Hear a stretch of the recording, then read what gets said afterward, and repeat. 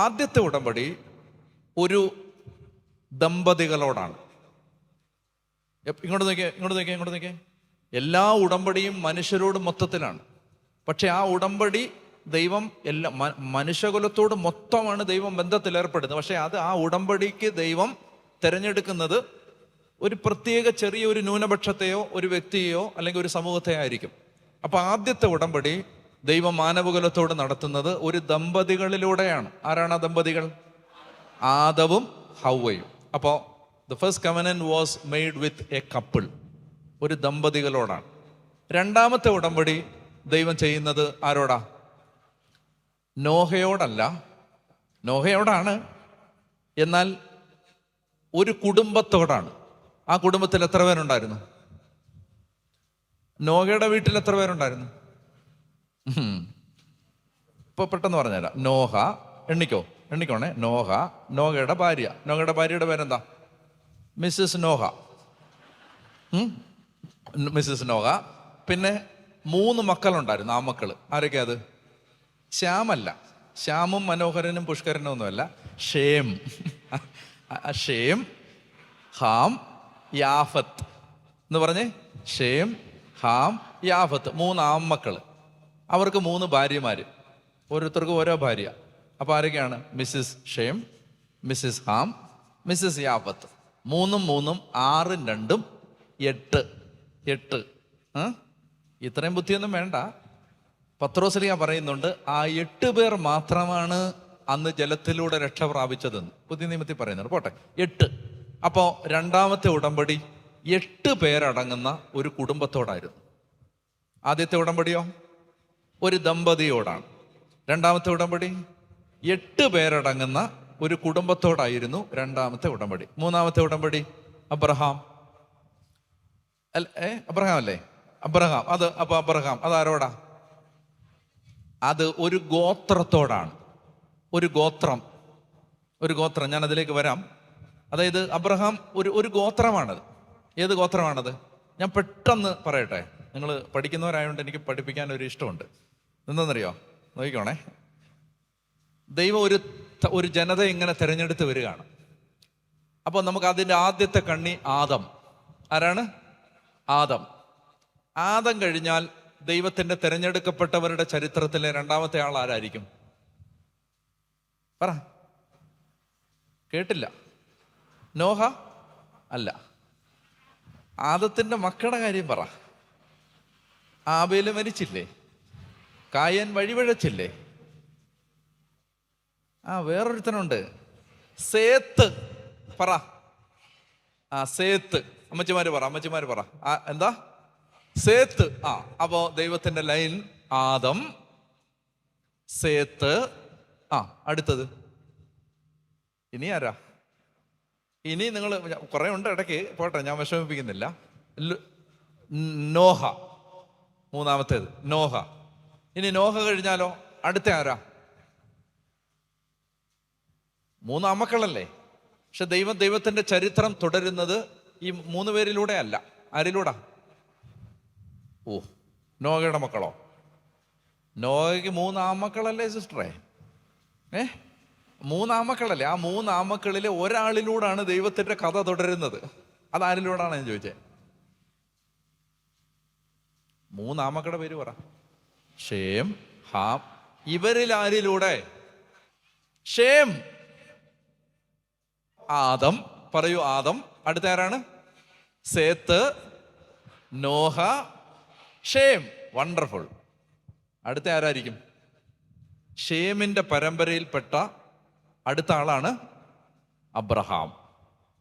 ഈ ലൈൻ കറക്റ്റായിട്ടാണ് പോണേ. ആദം, സേത്ത്, നോഹ, ഷേം, അബ്രഹാം. അവിടെയാണ് അബ്രഹാമിലേക്ക് എത്തുന്നത്. അപ്പോ അബ്രഹാം എന്ന് പറയുന്നത് ഒരു വ്യക്തിയല്ല, ഒരു ഗോത്രമാണ്, ഒരു ട്രൈബാണ്. ഗോത്രം, അബ്രഹാമിന്റെ ഗോത്രം. അതിൽ നിന്നാണ് പിന്നെ 12 ഗോത്രങ്ങൾ വരുന്നത്. അബ്രഹാമിന്റെ ഗോത്രം, ഏബ്രഹാമിക് ട്രൈബ്.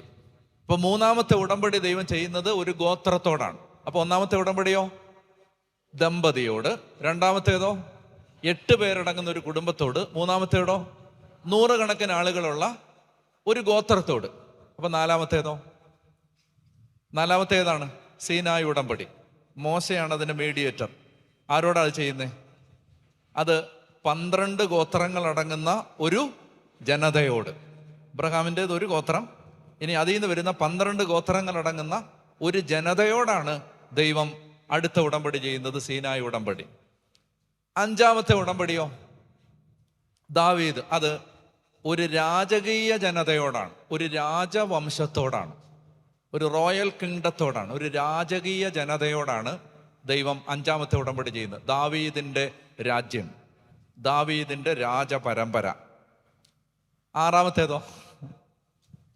6-ാമത്തേത് ഈശോ എന്ന വ്യക്തിയിലൂടെ ലോകം മുഴുവനോടുമാണ് ദൈവം, യൂണിവേഴ്സൽ കവനന്റ്, ലോകം മുഴുവനോടും ദൈവം ഉടമ്പടി ചെയ്തു. Okay, very good. പെട്ടെന്ന് പറഞ്ഞു. ആദം, ആദ്യത്തെ ഉടമ്പടി, ആദവും ഹവ്വയും അടങ്ങുന്ന കപ്പിൾ, ദമ്പതികൾ. 2-ാമത്തേത് കുടുംബം, 8 പേരടങ്ങുന്ന കുടുംബം. 3-ാമത്തേത് ഗോത്രം. 4-ാമത്തേത് 12 ഗോത്രങ്ങൾ അടങ്ങുന്ന ഒരു ജനത. 5-ാമത്തേത് ഒരു രാജവംശം. 6-ാമത്തേത് സാർവത്രികം, യൂണിവേഴ്സൽ, എല്ലാ മനുഷ്യരോടുമാണ് ദൈവം യേശുക്രിസ്തുവിലൂടെ ഉടമ്പടി ചെയ്യുന്നു. ഒന്നുറക്കെ പറഞ്ഞേ ഹല്ലേലൂയ, ഒന്നുറക്കെ പറഞ്ഞേ ഹല്ലേലൂയ, ഹല്ലേലൂയ. അപ്പം അങ്ങനെ ബൈബിളിൽ 6 മേജർ ഉടമ്പടികളുണ്ട്. ഈ ഉടമ്പടികളുടെ കഥയാണ് ബൈബിൾ. ഞാൻ നിങ്ങളെ 1-ാമത്തെ ഉടമ്പടിയിലേക്ക് വിളിക്കുകയാണ്. 1-ാമത്തെ ഉടമ്പടി ആദത്തോട് ഹവ്വയോടും ചെയ്ത ഉടമ്പടിയാണ്. ഉടമ്പടി എന്ന് പറയുന്ന വാക്ക് അവിടെ ഉപയോഗിച്ചിട്ടില്ലെങ്കിലും പിന്നീട് ജെറമിയ പ്രവാചകനും അതുപോലെ തന്നെ പിന്നീട് നിയമാവർത്തന പുസ്തകത്തിലുമൊക്കെ ഈ പറയുന്ന കാര്യത്തെക്കുറിച്ച് പറയുമ്പോൾ ദൈവം മനുഷ്യനുമായി ചെയ്ത ഉടമ്പടി എന്ന പരാമർശം ഉള്ളത് കൊണ്ട്, അതുകൊണ്ടാണ് ഇതിനെ ഒരു ഉടമ്പടിയായിട്ട് കാണുന്നത്. ഉടമ്പടി എന്ന് പറയുന്ന വാക്ക് അവിടെ ഉപയോഗിച്ചിട്ടില്ല എങ്കിലും. അപ്പോൾ ശ്രദ്ധിക്കുക, ഉടമ്പടിക്ക് മടുത്തോ നിങ്ങൾ? ഉടമ്പടിക്ക് 2 കാര്യങ്ങളുണ്ട്. ഒന്ന്, ഉടമ്പടിക്ക് ഒരു വാഗ്ദാനമുണ്ട്, ഉടമ്പടിക്ക് ഒരു വ്യവസ്ഥയുണ്ട്. എല്ലാ ഉടമ്പടിയിലും ഈ 2 കാര്യങ്ങളുണ്ട്. ഈ 2 പാർട്ടികൾ തമ്മിൽ ഒരു ബന്ധത്തിൽ ഏർപ്പെടുമ്പോൾ അതിനകത്ത് അവർ തമ്മിൽ എന്ത് ചെയ്യും? ഈ ഉടമ്പടിയിൽ ഏർപ്പെട്ടവർ തമ്മിൽ വാഗ്ദാനങ്ങളുണ്ട്, പിന്നെന്തുണ്ട്? വ്യവസ്ഥകളുമുണ്ട്. So every covenant has promises and conditions. വാഗ്ദാനങ്ങളുമുണ്ട്, വ്യവസ്ഥകളുമുണ്ട്. എന്ന് പറയാമോ എന്തൊക്കെയാ ഉള്ളേ? വാഗ്ദാനങ്ങളും വ്യവസ്ഥകളും. അപ്പൊ അതുകൊണ്ട് ഉൽപ്പത്തി പുസ്തകത്തിന്റെ 1-ാം അധ്യായത്തിൽ ദൈവം മാനവകുലത്തോട് നടത്തിയ ആദ്യത്തെ ഉടമ്പടിയിൽ ദൈവം നടത്തിയ വാഗ്ദാനങ്ങൾ വിശദീകരിക്കാൻ എനിക്ക് സമയമില്ല, ഞാൻ പെട്ടെന്ന് പറഞ്ഞു പോവാം. എന്തൊക്കെയാണ് വാഗ്ദാനങ്ങൾ? വായിക്കാം. ഉൽപ്പത്തി പുസ്തകത്തിന്റെ 1-ാം അധ്യായത്തിന്റെ 26 മുതൽ വായിക്കുക. ഉൽപ്പത്തി 1:26 മുതൽ. ജെനസിസ് ചാപ്റ്റർ 1 വേഴ്സ് 26 വായിക്കാം.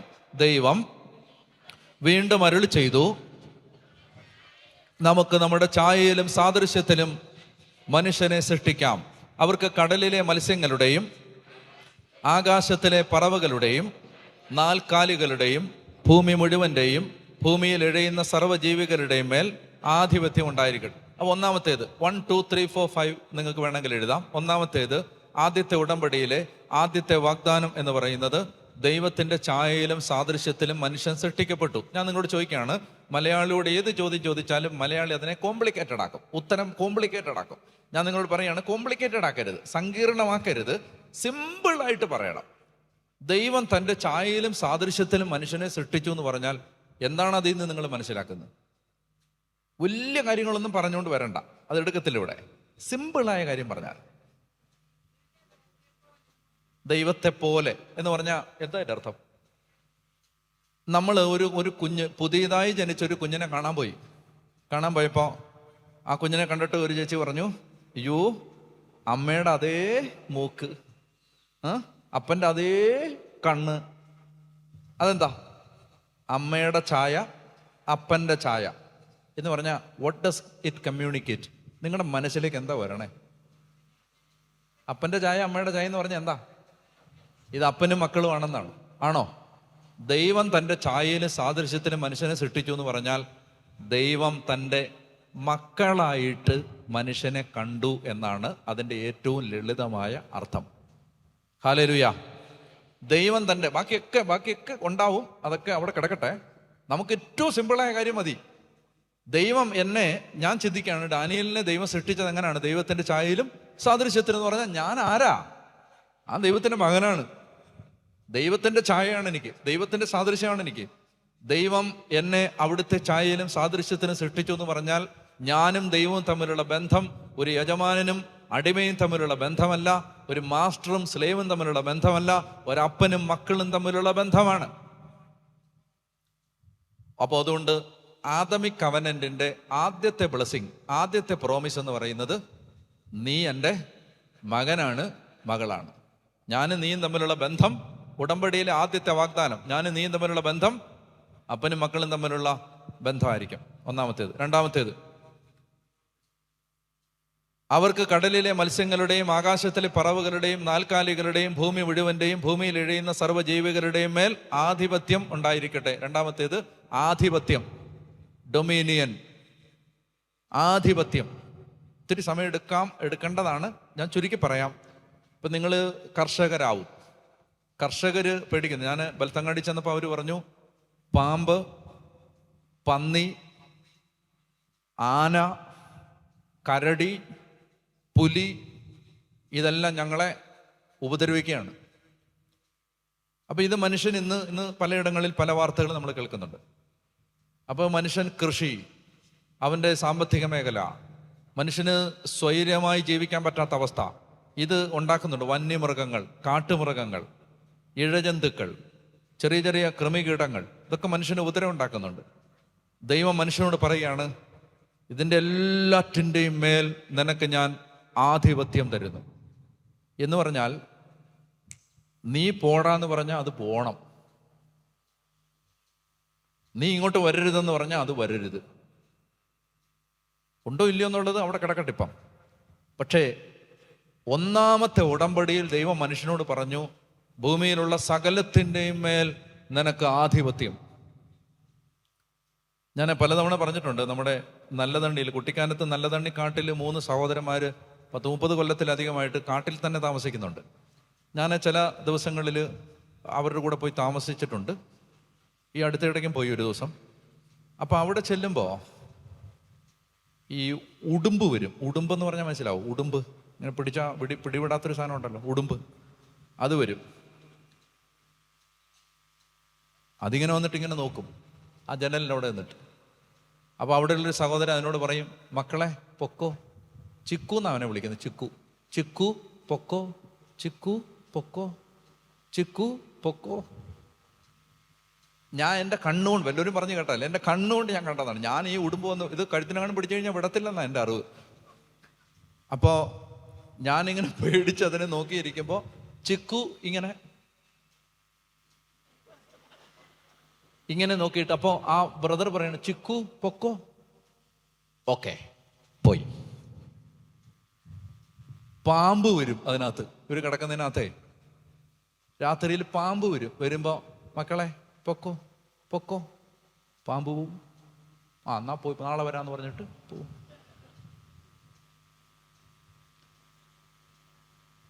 ഇത് ഈ ഒറിജിനൽ ബ്ലെസ്സിങ്ങിന്റെ ഭാഗമാണ്. മനുഷ്യന്റെ തലയിൽ ഇങ്ങനെ ഒരു സംഭവം കിടപ്പുണ്ട്. ഫ്രാൻസിസ് അസീസി ചെന്നായിയെ മെരുക്കിയെന്നും ഒക്കെ നിങ്ങൾ വായിച്ചിട്ടില്ലേ? ഇന്ന് കഥയല്ലത്. അതായത് ആദമിക് കവനന്റിൽ മനുഷ്യന്റെ മേൽ കിടക്കുന്ന ഒരു ബ്ലെസ്സിങ് ആണിത്. അപ്പൊ ആനയോട് ഒരു ദൈവ പൈതൽ പറയാണ്, ഈ പറമ്പിലോട്ട് വരരുത് എന്ന് പറഞ്ഞാൽ വരരുത്. പാമ്പിനോട് പറയാണ്, എനിക്ക് നിന്നോട് അത്ര വലിയ സന്തോഷമില്ല, ഞാൻ വാവാ സുരേഷൊന്നുമല്ല, ഇങ്ങോട്ട് വരണ്ട എന്ന് പറഞ്ഞാൽ വരരുത്. പറഞ്ഞ ഹല്ലേലൂയാ. ഇതിന് അതിമാനുഷിക ശക്തിയൊന്നും വേണ്ട. ഞാൻ കേട്ടിട്ടുണ്ട്, ഞാൻ അച്ഛൻ്റെ പേര് പറയുന്നില്ല, ഒരച്ഛൻ, ഒരു പ്രായമുള്ള അച്ഛൻ, പള്ളിയിൽ എന്തോ പെരുന്നാളിനോടനുബന്ധിച്ച് ഗാനമേളയോ എന്തോ പരിപാടി എന്നിട്ട് നടക്കാം. അപ്പം അതിനിടയ്ക്കോട്ടൊരു പാമ്പ് വന്നു. പാമ്പ് കയറി വന്നപ്പോഴത്തേന് പെട്ടെന്ന് വികാരിച്ചൻ വന്നു. സാധാരണ ഗതി ഞങ്ങളൊക്കെ ആണെങ്കിൽ കമ്പെടുത്തുകൊണ്ട് വന്ന് അടിക്കുക പതിവ്. വികാരിച്ചൻ അങ്ങോട്ട് വന്നിട്ട് ഇതിങ്ങനെ 3 കുരിശ് വരച്ച്. അപ്പോഴേക്കും പത്തി പടർത്തി തന്ന പാമ്പ് പത്തി താഴ്ത്തി പോന്ന് പറഞ്ഞു, പോയി. ഇങ്ങനെയൊക്കെയുള്ള അച്ഛന്മാരുണ്ട് കേരളത്തിൽ കേട്ടോ, സംഭവമാണ്. പോന്ന് പറഞ്ഞു പോയി. കെട്ടുകഥയല്ലല്ലോ, ആധിപത്യം. പറഞ്ഞേ ഹല്ലേലൂയാ. ആദമിക് കവനന്റിന്റെ രണ്ടാമത്തെ പ്രോമിസാണ് ഈ ബാക്കി എല്ലാ ജീവികളുടെ മേലും ദൈവ പൈതലിന് ഒരു അധികാരം. മൂന്നാമത്തേത്, ദൈവം വായിച്ചോ. അങ്ങനെ ദൈവം തൻ്റെ ഛായയിൽ മനുഷ്യനെ സൃഷ്ടിച്ചു, ദൈവത്തിൻ്റെ ഛായയിൽ അവിടുന്ന് അവനെ സൃഷ്ടിച്ചു, സ്ത്രീയും പുരുഷനുമായി അവരെ സൃഷ്ടിച്ചു. ദൈവം അവരെ ഇങ്ങനെ അനുഗ്രഹിച്ചു: സന്താനപുഷ്ടിയുള്ളവരായി പെരുകുവിൻ, ഭൂമിയിൽ നിറഞ്ഞ് അതിനെ കീഴടക്കുവിൻ. മൂന്നാമത്തേത് സന്താനപുഷ്ടി. സന്താനപുഷ്ടി, തലമുറകളുടെ അനുഗ്രഹം. മൂന്നാമത്തേത് സന്താനപുഷ്ടി. കടലിലെ മത്സ്യങ്ങളുടെയും ആകാശത്തിലെ പറവകളുടെയും ഭൂമിയിൽ ചരിക്കുന്ന സകല ജീവികളുടെയും മേൽ നിങ്ങൾക്ക് ആധിപത്യം ഉണ്ടായിരിക്കട്ടെ. ദൈവം അരുളി ചെയ്തു: ഭൂമുഖത്തുള്ള ധാന്യം വിളയുന്ന എല്ലാ ചെടികളും വിത്ത് ഉൾക്കൊള്ളുന്ന പഴങ്ങൾ കായ്ക്കുന്ന എല്ലാ വൃക്ഷങ്ങളും ഞാൻ നിങ്ങൾക്ക് ഭക്ഷണത്തിനായി തരുന്നു. നാലാമത്തേത് മറ്റീരിയൽ പ്രൊവിഷൻസ് എന്ന് പറഞ്ഞാൽ ഭൗതിക അനുഗ്രഹം. ഒരു കാര്യത്തിനും നീ ക്ലേശിക്കേണ്ടി വരില്ല. നിനക്ക് ആവശ്യമുള്ളത് ആവശ്യമുള്ള സമയത്ത് ഞാൻ തരും. മറ്റീരിയൽ പ്രൊവിഷൻസ്, ആവശ്യമുള്ളതെല്ലാം ദൈവം ആവശ്യത്തിനനുസരിച്ച് സമൃദ്ധമായിട്ട് ദൈവം തരും. അതാണ് എത്രാമത്തേത്? നാലാമത്തേത്. എന്തൊക്കെയാന്ന് പറയാമോ? ഒന്ന്, അപ്പനും മക്കളും. രണ്ടാമത്തേത് ആധിപത്യം. മൂന്നാമത്തേത് സന്താനപുഷ്ടി. നാലാമത്തേത് ഭൗതിക അനുഗ്രഹം എന്ന് പറഞ്ഞാൽ മനുഷ്യന്റെ എല്ലാ ഭൗതിക ആവശ്യങ്ങളും ദൈവം നടത്തിത്തരും എന്ന ദൈവത്തിന്റെ വാഗ്ദാനം. ദൈവം നടത്തിത്തരുമെന്ന ദൈവത്തിന്റെ വാഗ്ദാനം. നാലാമത്തേത്. അഞ്ചാമത്തേത് ഭൂമിയിലെ മൃഗങ്ങൾക്കും ആകാശത്തിലെ പറവകൾക്കും ഇഴജന്തുക്കൾക്കും ജീവശ്വാസമുള്ള സകലത്തിനും ആഹാരമായി ഹരിതസസ്യങ്ങൾ ഞാൻ നൽകിയിരിക്കുന്നു. Material provision. അഞ്ചാമത്തേത് എന്തെന്നറിയാമോ? ദൈവം മനുഷ്യന് ഏദൻ തോട്ടം നൽകി. ഏദൻ തോട്ടം. അപ്പൊ നമുക്ക് ആദമിക് കവനന്റിന്റെ, ആദാമ്യ ഉടമ്പടിയുടെ വാഗ്ദാനങ്ങൾ, ബ്ലെസ്സിങ്സ്, അനുഗ്രഹങ്ങൾ. ഒന്ന്, ദൈവത്തിന്റെ മക്കൾ. രണ്ട്, ആധിപത്യം. മൂന്ന്, ഭൗതിക സുരക്ഷിതത്വം. നാല്, സന്താനപുഷ്ടി. അഞ്ച്, ഏദൻ തോട്ടം. എന്താണ് ഏദൻ തോട്ടം? ഏദൻ തോട്ടം എന്ന് പറയുന്നത് ദൈവം മനുഷ്യന്റെ ജീവിതത്തിൻ്റെ എല്ലാ കാര്യങ്ങളും നോക്കി നടത്തുന്നു. ദൈവം മനുഷ്യന്റെ എല്ലാ കാര്യങ്ങളും നോക്കി നടത്തുന്നു. ദൈവം മനുഷ്യന്റെ എല്ലാ കാര്യങ്ങളും നോക്കി നടത്തുന്നു എന്ന് പറഞ്ഞാൽ ഏറ്റവും നിസ്സാരമായ കാര്യം വരെയും ദൈവം നോക്കി നടത്തുന്നു. ഇതിന്റെ പേരാണെന്ത്? അതാണ് മനുഷ്യന് എല്ലാം വേണ്ടതെല്ലാം ഏദൻ തോട്ടത്തിൽ ദൈവം കൊടുത്തിരിക്കുകയാണ്. ഏദൻ തോട്ടം എന്ന് പറയുന്നത് ഒരു പ്രതീകമാണ്, ഒരു ഉപമയാണ്, ഒരു പ്രതീകം. എന്താണത്? എന്താണ് ഏദൻ തോട്ടം? ദൈവം മനുഷ്യന്റെ എല്ലാ കാര്യങ്ങളും, മനുഷ്യന്റെ ജീവിതത്തിന് എന്തെല്ലാം ദൈവം, ഇപ്പൊ എന്ത് വേണം അത് ദൈവം തരുന്നു. എന്ത് സഹായമാണ് വേണ്ടത് അത് ദൈവം പ്രൊവൈഡ് ചെയ്യുന്നു. എല്ലാ കാര്യങ്ങളും ദൈവം നോക്കി നടത്തുന്നു. പറഞ്ഞേ ഹല്ലേലൂയ, പറഞ്ഞേ ഹല്ലേലൂയ. ഞാൻ 2016 കോളേജിൽ നിന്ന് പോരുമ്പോൾ എനിക്ക് വളരെ സ്നേഹവും ബഹുമാനമുള്ള ഒരു അച്ഛൻ എന്നോട് പറഞ്ഞു: ഡാനിയേലെ, നിനക്ക് പഠിപ്പിച്ചുകൊണ്ട് സുവിശേഷം പ്രസംഗിക്കാം. അങ്ങനെയൊക്കെ ഇവിടെ ഒത്തിരി ആളുകൾ ചെയ്തിട്ടുണ്ട്. നീ വലിയ കേമനാവനെന്ന് നോക്കണ്ട. ഇവിടെയൊക്കെ ഒത്തിരി ആളുകൾ അങ്ങനെ ചെയ്യുന്നതാണ്. ഇത് ഒരു സ്ഥാപനത്തിൽ ജോലി ചെയ്യുക എന്നൊക്കെ പറയുന്നത് മോശമൊന്നുമല്ല. ഞാൻ പറഞ്ഞു മോശമല്ല അച്ഛാ, ഞാനങ്ങനെ കാണുന്നില്ല. മറിച്ച് എനിക്ക് കുറച്ചുകൂടെ സമയം കിട്ടാൻ വേണ്ടിയിട്ടാണ്. അപ്പോൾ അച്ഛൻ എന്നോട് അത്രയും സ്നേഹമുള്ളതുകൊണ്ടാണ് എന്നോട് വളരെ വളരെ പ്രയാസത്തോടെ അച്ഛനൊരു കാര്യം പറഞ്ഞു. ഒരു ശാപം പോലെയാണ് പറഞ്ഞത്. എന്താ പറഞ്ഞതെന്നറിയാം? 40 വയസ്സ് കഴിയുമ്പോൾ നീ ദുഃഖിക്കൂടാന്ന് പറഞ്ഞു. നീ ഇപ്പം ഈ എടുക്കാൻ പോകുന്ന തീരുമാനത്തെക്കുറിച്ച് 40 വയസ്സ് കഴിയുമ്പോൾ നീ ദുഃഖിക്കൂടാന്ന് പറഞ്ഞു. സിസ്റ്ററെ, നമ്മൾ മനുഷ്യരല്ലേ? ഈ വല്ലവരൊക്കെ ഇങ്ങനെ പറഞ്ഞു കഴിഞ്ഞാൽ ഇത് ഇടയ്ക്കിടയ്ക്ക് ഇങ്ങനെ ഓർമ്മ വരും. അപ്പോൾ എനിക്ക് ആ ദിവസങ്ങളിൽ അതെനിക്ക് ഭയങ്കര ടെൻഷൻ ഉണ്ടാക്കി. ഞാൻ ഓർത്തു, ഒന്നാമതേ നമ്മളൊരു തീരുമാനം എടുക്കുന്നതിൻ്റെ സ്ട്രഗിൾ നല്ലപോലെ ഉണ്ട്. അപ്പോൾ അതിനിടയ്ക്ക് ഇങ്ങനെ ഒരു വാക്കുകൂടെ കേട്ട് കഴിഞ്ഞപ്പോൾ അതെന്നെ വല്ലാതെ വിഷമിപ്പിച്ചു. ഞാൻ അതുകൊണ്ട് ഇങ്ങനെ വീണ്ടും വീണ്ടും വീണ്ടും വീണ്ടും ചിന്തിച്ചുകൊണ്ടിരുന്നു, എൻ്റെ ദൈവമേ, ഞാൻ എടുക്കുന്ന തീരുമാനം തെറ്റാണോ, നീ ഇതാണോ എന്നെ കൊണ്ട് ആഗ്രഹിക്കുന്നത് എന്ന് ഞാനിങ്ങനെ വീണ്ടും വീണ്ടും വീണ്ടും വീണ്ടും അതിനെക്കുറിച്ച് ചിന്തിച്ചുകൊണ്ടിരുന്ന സമയത്ത് കർത്താവ് എനിക്ക് വചനത്തിലൂടെ സംസാരിച്ച് എന്നെ ബലപ്പെടുത്തി. വിശദാംശങ്ങൾ പറയേണ്ട സമയമല്ലാത്തതുകൊണ്ട് ഞാൻ അതിലേക്ക് കടക്കുന്നില്ല. അപ്പം അങ്ങനെ വചനത്തിലൂടെ ദൈവം എന്നെ ബലപ്പെടുത്തിയപ്പോൾ കർത്താവ് എന്നോടൊരു കാര്യം പറഞ്ഞു: നീ ഒന്നിനെക്കുറിച്ചും ഭാരപ്പെടണ്ട. 40 വയസ്സ് കഴിഞ്ഞ് നീ ദുഃഖിക്കത്തില്ല, നീ വിഷമിക്കണ്ട. എനിക്ക് കർത്താവ് എനിക്ക് അത്രയും ബോധ്യം തന്നു. അന്ന് എന്നോട് ദൈവം ഒരു വാക്ക് പറഞ്ഞിരുന്നു. ആ വാക്ക് ഇതാണ്: നിന്നെ ഞാൻ പൊന്നുപോലെ നോക്കിക്കൊള്ളാം, നീ പേടിക്കണ്ട. പൊന്നുപോലെ നോക്കിക്കൊള്ളാം. അന്ന് എനിക്കതിൻ്റെ ഗ്രാവിറ്റി മനസ്സിലായില്ല. ഇന്ന് ഈ 2024 നിന്നിട്ട് ഞാൻ തിരിഞ്ഞു നോക്കുമ്പോൾ എനിക്കറിയാം, ഈ ലോകത്ത് ദൈവം എന്നെ അതുപോലെ നോക്കിയിട്ടുണ്ട്, അതുപോലെ. അപ്പം അന്ന് ദൈവം എനിക്ക് ഒരു വലിയ ബോധ്യം തന്നു. ആ ബോധ്യം ഇതാണ്, കർത്താവ് എന്നോട് സംസാരിച്ചത് ഇങ്ങനെയാണ്. അതായത്, നീ പൊക്കോ, ഇങ്ങനെ ചെയ്താൽ മതി, എല്ലാം ഞാൻ നോക്കിക്കോളാം, ഇങ്ങനെ ചെയ്താൽ മതി. കടം വാങ്ങരുത്, ലോൺ എടുക്കരുത്, ആരോടും ചോദിക്കരുത്. എന്തെങ്കിലുമൊക്കെ ചെയ്യണമെങ്കിൽ കടം വാങ്ങരുത്, ലോൺ എടുക്കരുത്, സഹായിക്കാവുന്ന ആരോടും ചോദിക്കുകയും ചെയ്യരുത്. എനിക്ക് ഭയങ്കര ബുദ്ധിമുട്ടാണിത്. കാരണം എന്താണ്? എനിക്ക് കടം വാങ്ങാനാണ് ഇഷ്ടം, ലോൺ എടുക്കാനാണ് ഇഷ്ടം. ഇപ്പം നമുക്ക് സ്വാതന്ത്ര്യമുള്ളവരോട് ചോദിക്കണ്ടേ പോയി, അല്ല പിന്നെ എങ്ങനെ തരുന്നേ? അന്ന് ദൈവം ഒരു വലിയ വിലക്കിട്ട് എനിക്ക്, വിലക്ക്: കടം വാങ്ങരുത്, ലോൺ എടുക്കരുത്, ചോദിക്കരുത്. പ്രിയപ്പെട്ട സഹോദരങ്ങളെ, 100% പാലിച്ചിട്ടുണ്ടെന്ന് ഞാൻ പറയുന്നില്ല. കടം വാങ്ങിയ ലോൺ എടുക്കുകയും ചെയ്തിട്ടില്ല. പക്ഷേ എനിക്ക് ഭയങ്കര അടുപ്പമുള്ളവരോട് ചിലപ്പോൾ ആവശ്യമുണ്ടെങ്കിൽ ഞാൻ ചോദിച്ചിട്ടുണ്ട്. പക്ഷെ ചോദിച്ചപ്പോഴൊക്കെ ദൈവം ഇനി ഒരിക്കലും ചോദിക്കാത്തതുപോലെ എന്നെ ആക്കിയിട്ടുമുണ്ട്. അത് അവസാനത്തെ ചോദ്യമായിരുന്നു. എനിക്ക് നിങ്ങളോട് ഞാൻ എൻ്റെ സാക്ഷ്യമായിട്ട് കൂട്ടിയാൽ മതി. എൻ്റെ സാക്ഷ്യം, ഏറ്റവും ചെറിയ കാര്യം പോലും ശ്രദ്ധിച്ച് ദൈവമെല്ലാം മനോഹരമാക്കി നടത്തി തന്നു. ഈ മിനിറ്റ് വരെ എൻ്റെ സാക്ഷ്യമായിട്ട് നിങ്ങൾ കണ്ടാൽ മതി. ഏറ്റവും മൈന്യൂട്ടായ കാര്യം വരെ ശ്രദ്ധിച്ച് എല്ലാം ദൈവം നടത്തി തന്നുകൊണ്ടിരിക്കുന്നു, എല്ലാ കാര്യങ്ങളും. ഇതാണ് എൻ്റെ ഏദൻ തോട്ടം. ദൈവം പറയാണ്, എല്ലാം ഞാൻ നോക്കിക്കൊള്ളാം, എല്ലാം. പറഞ്ഞേ ഹല്ലേലൂയ, ഉറക്കെ പറഞ്ഞേ ഹല്ലേലൂയ. എല്ലാം ഞാൻ നോക്കിക്കൊള്ളാം.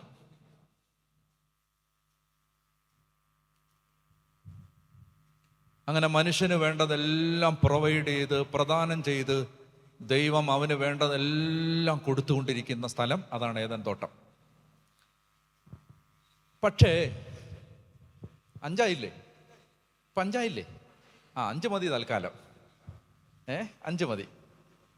അപ്പൊ ഇതെല്ലാം പറഞ്ഞിട്ട് ദൈവം പറഞ്ഞു, ഇത്രയുമാണ് അനുഗ്രഹങ്ങൾ, ഇനി വ്യവസ്ഥ. ഉടമ്പടിയുടെ വ്യവസ്ഥ. എന്താ വ്യവസ്ഥ? നിങ്ങൾ പറ. തോട്ടത്തിലെ എല്ലാ വൃക്ഷങ്ങളിൽ നിന്നും പഴം പറിച്ച് തിന്നാം. തോട്ടത്തിന്റെ നടുവിൽ നിൽക്കുന്ന നന്മ തിന്മകളുടെ അറിവിന്റെ വൃക്ഷത്തിൽ നിന്ന് പഴം പറിച്ച് തിന്നരുത്, തിന്നുന്ന ദിവസം നീ മരിക്കും. അപ്പൊ എന്താണത്? എന്നെ നല്ലപോലെ ശ്രദ്ധിക്കണേ. ഞാൻ നിങ്ങളോട് പറയുകയാണ്, ഈ ഒരു ഒറ്റ കാര്യം നിങ്ങൾക്ക് മനസ്സിലായാൽ, എന്നെ വിശ്വസിക്കും, നിങ്ങളുടെ ആത്മീയ ജീവിതം മൊത്തം മാറും. ഈ ഒരൊറ്റ കാര്യം മനസ്സിലായാൽ മതി. പിന്നെ നമ്മൾ ഇങ്ങനെ അപ്പൂപ്പൻ താടി പോലെ പൊങ്ങി നടക്കുന്നൊരു ജീവിതമാണ്. ഭാരമില്ലാത്തൊരു ജീവിതം, ആകുലതയില്ലാത്തൊരു ജീവിതം, സ്വാതന്ത്ര്യമുള്ളൊരു ജീവിതം. അതുകൊണ്ട് നിങ്ങളുടെ ശ്രദ്ധ ഞാൻ ക്ഷണിക്കുകയാണ്, നിങ്ങൾ ശ്രദ്ധ മാറരുത്.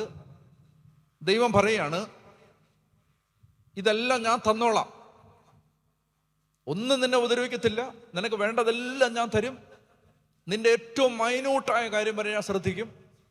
ഒറ്റ കണ്ടീഷൻ: തോട്ടത്തിന്റെ നടുവിൽ നിൽക്കുന്ന നന്മ തിന്മകളുടെ അറിവിന്റെ വൃക്ഷത്തിൽ നിന്ന് പഴം പറിച്ച് തിന്നരുത്. എന്താണ് നന്മ തിന്മകളുടെ അറിവിന്റെ വൃക്ഷം? ശ്രദ്ധിച്ചു കേൾക്കണേ.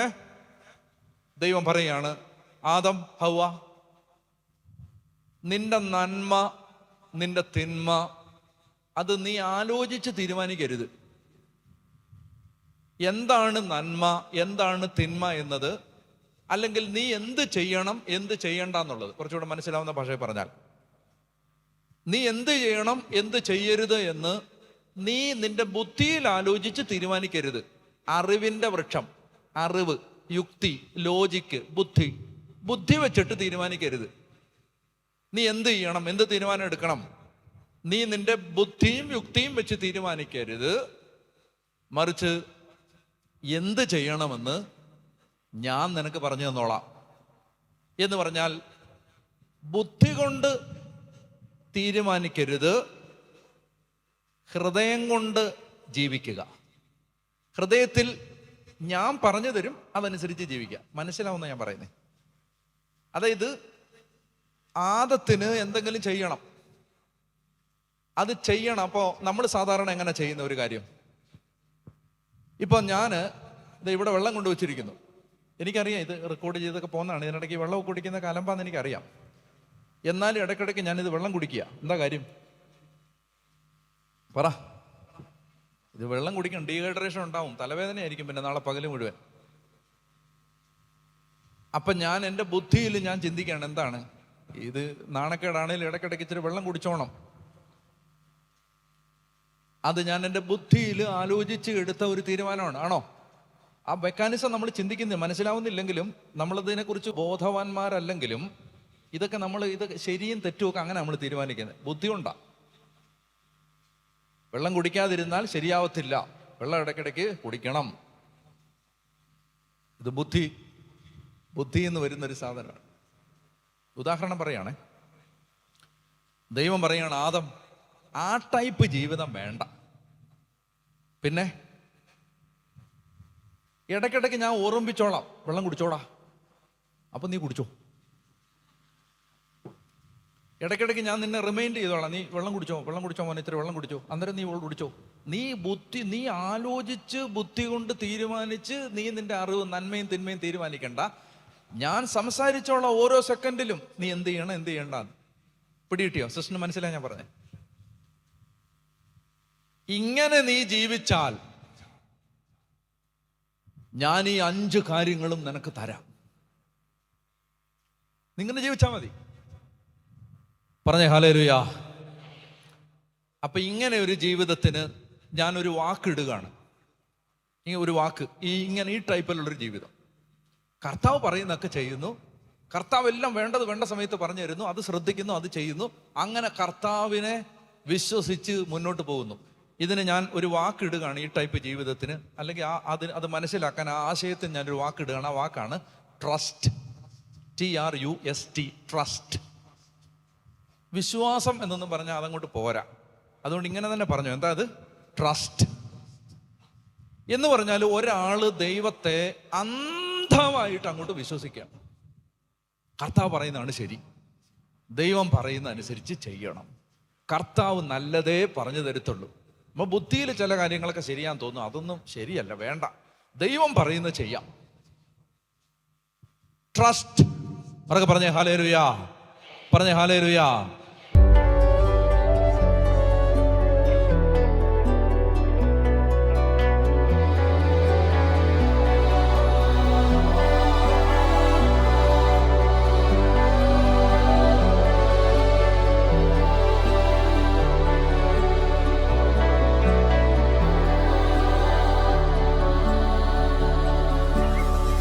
വാക്കുകൾ പോരാ നാഥ നിന്നെ ആരാധിക്കാൻ.